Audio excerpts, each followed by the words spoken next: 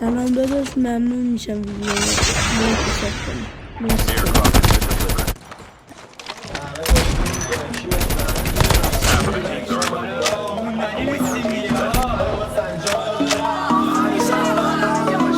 ببین این یه چیز جدیده، دنیا مثلشو ندیده.